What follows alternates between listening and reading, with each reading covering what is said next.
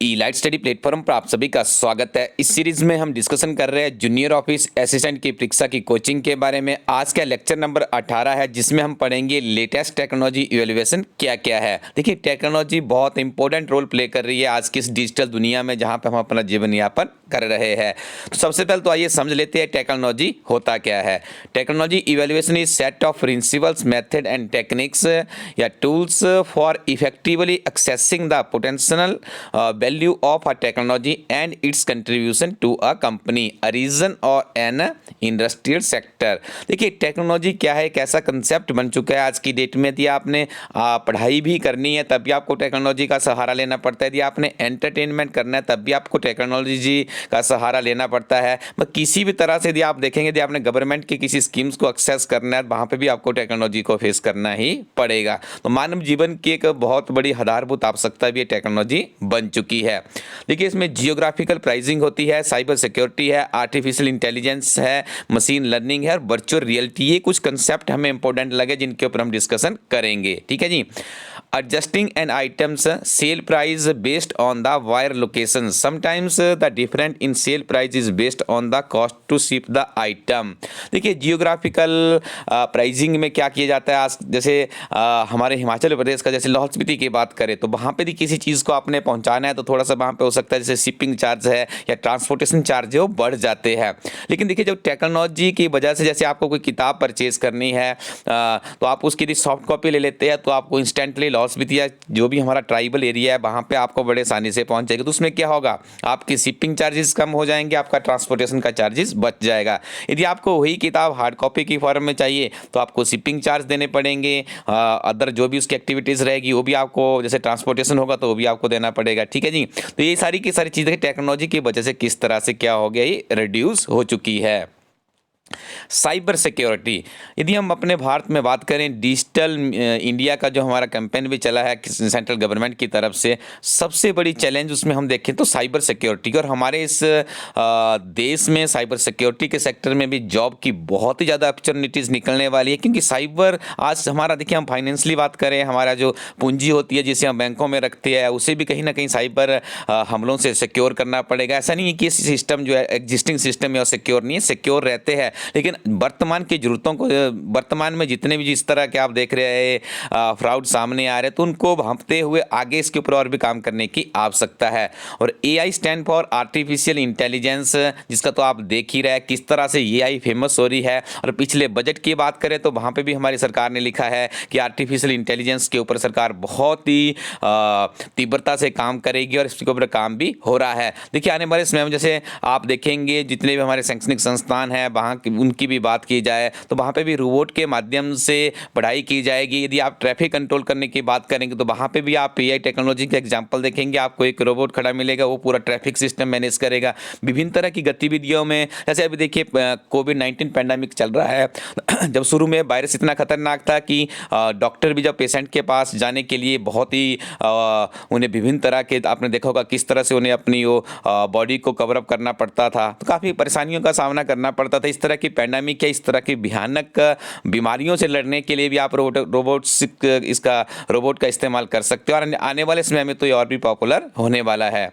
Machine learning की बात करें तो देखिए, कंप्यूटर की जितनी बड़ी बड़ी एल्गोरिदम है वो किस तरह से, आज आप अपना एक उदाहरण ले लीजिए यूट्यूब के ऊपर ही, देखिए लाखों करोड़ों के हिसाब से वहाँ पे यूट्यूब चैनल्स है, कितने ज़्यादा व्यूअर्स, कितनी बड़ी क्राउड वहाँ पे है, किस तरह से सारी की सारी चीज़ों को देखिए उन्होंने बिल्कुल बेस्ट वे में फैसिलिटी मिल रही है। हम आपको फ्री ऑफ कॉस्ट में कोचिंग के जो लेक्चर उपलब्ध करवा रहे, किसकी वजह से पॉसिबल हो पाया है, ये टेक्नोलॉजी की वजह से ही पॉसिबल हो पाया है। मशीन लैंग्वेज के लिए आपने याद रखना है, machine learning is the study of computer algorithm. ठीक है जी। And improve automatically through experience, it is seen as a subset of artificial intelligence. क्या है, एक सबसेट ही है एआई टेक्नोलॉजी का।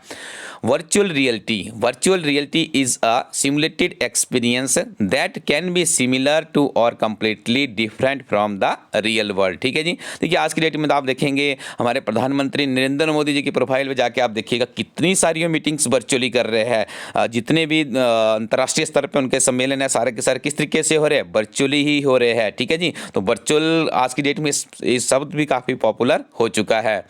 अब देखिए, यहाँ से आपको याद रखना है टॉप ट्रेंडिंग लर्निंग टेक्नोलॉजी कौन कौन सी है, ये नाम आपको यहाँ से जरूर पूछा जाएगा।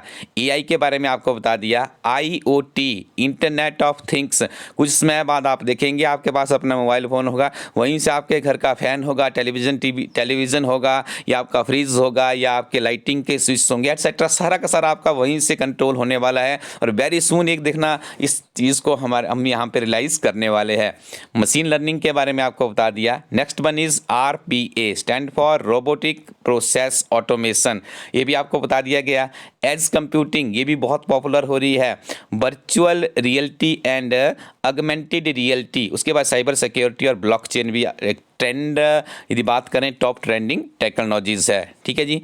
अब देखिए कुछ current trends in information technologies में क्या है जिसके ऊपर जाना पड़ रहा है। ऑटोमेशन है, ऑगमेंटेड रियलिटी है, artificial intelligence and smart machines है, क्लाउड कंप्यूटिंग है, मोबाइल कंप्यूटिंग एंड एप्लीकेशन है, बिग डाटा एनालिटिक्स है, ब्लॉकचेन डाटा है और वर्चुअल रियलिटी है। देखिए कुछ यहाँ पे बहुत ही महत्वपूर्ण प्रश्न भी हमारी टीम आप लोगों के लिए लेकर आई है।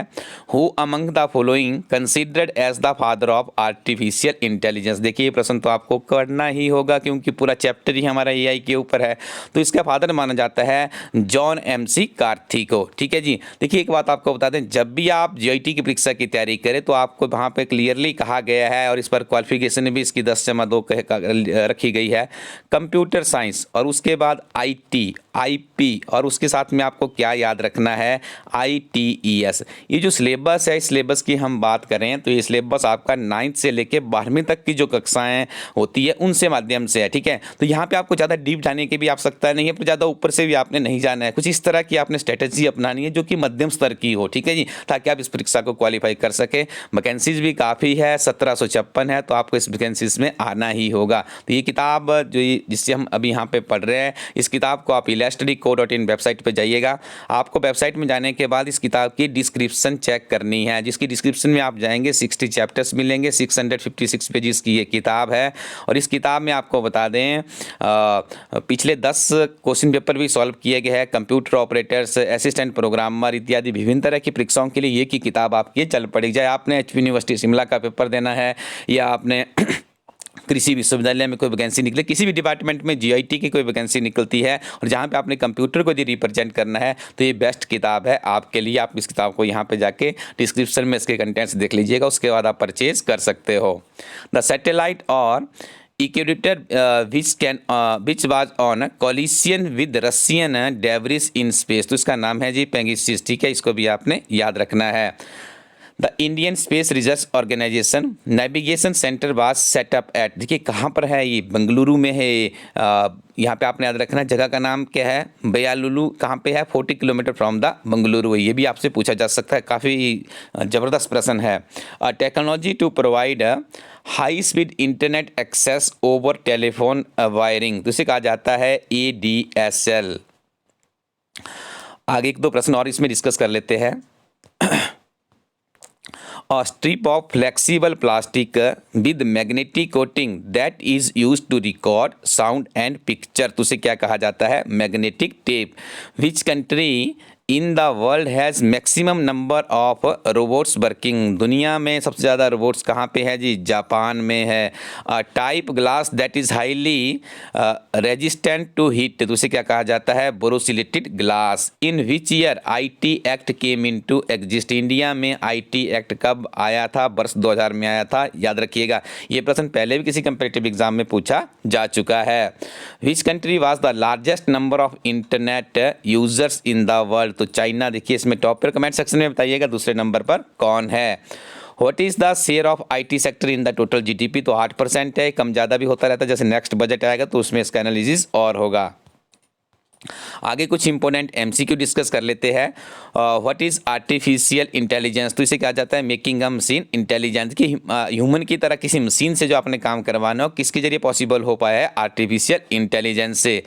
Artificial intelligence has its expansion in the following applications, robotics है, गेम प्लेइंग है, प्लानिंग एंड शेड्यूलिंग है, ऑल ओवर द अबव, तो right answer is here all over the above. याद रखिएगा artificial intelligence has its expansion कहाँ पे किया किया जा रहा है, रोबोटिक्स में है, गेम प्लेइंग में है, प्लानिंग एंड शेड्यूलिंग में है।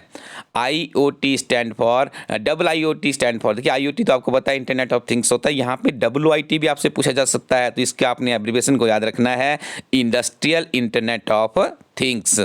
Next one is M2M IoT is dash protocol, ये क्या है जी, इंडस्ट्रियल इंटरनेट ऑफ थिंग्स है या फिर इंटेलिजेंस इंटरनेट ऑफ थिंग्स है या फिर machine to machine and internet of things है। तो इस प्रश्न का सही उत्तर होगा ऑप्शन नंबर डी, यानी machine to machine and internet of things. Next one is in which decade was the American institute of electrical engineering यानी AIEE कब फाउंडेड हुआ था? तो इसका सही उत्तर होगा 1880 में।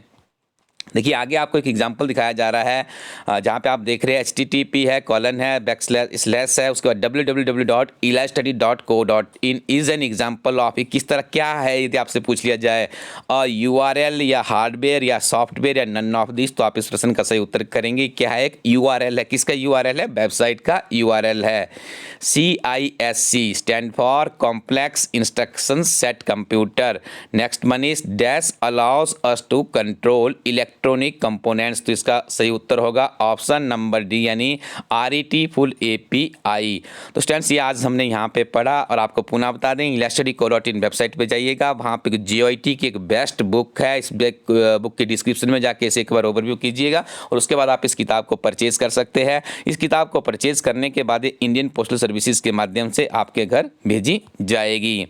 अगले चैप्टर में हम पढ़ेंगे डेस्कटॉप पब्लिशिंग के बारे में। ये जो चैप्टर है ये भी आपका 9th से 12वीं तक के लिए पढ़ाया जाता है, सरकारी स्कूलों के बच्चों के लिए बहुत ही महत्वपूर्ण चैप्टर है, बहुत ही अच्छे से हम इसे पढ़ेंगे ताकि आने वाले GOIT की परीक्षा में आपको यहाँ से भी 2 या 3 प्रश्न जरूर देखने को मिल सकते हैं। ठीक है जी। उसके बाद नेक्स्ट चैप्टर आएगा हमारा the Indian information technology act 2000। ठीक है जी। उस एक्ट के बारे में पढ़ेंगे, क्या क्या उसमें नियम है, किस तरह से काम करता है, क्या उसके एम्स है, और कुछ साइटी एक्ट के बहुत ही महत्वपूर्ण सेक्शन है उनके बारे में भी हम अगले वीडियो में पढ़ेंगे। तो आप लोग इस वीडियो के लिंक को शेयर करते रहिएगा। Thank you very much, keep watching एलिस्टडी यूट्यूब चैनल।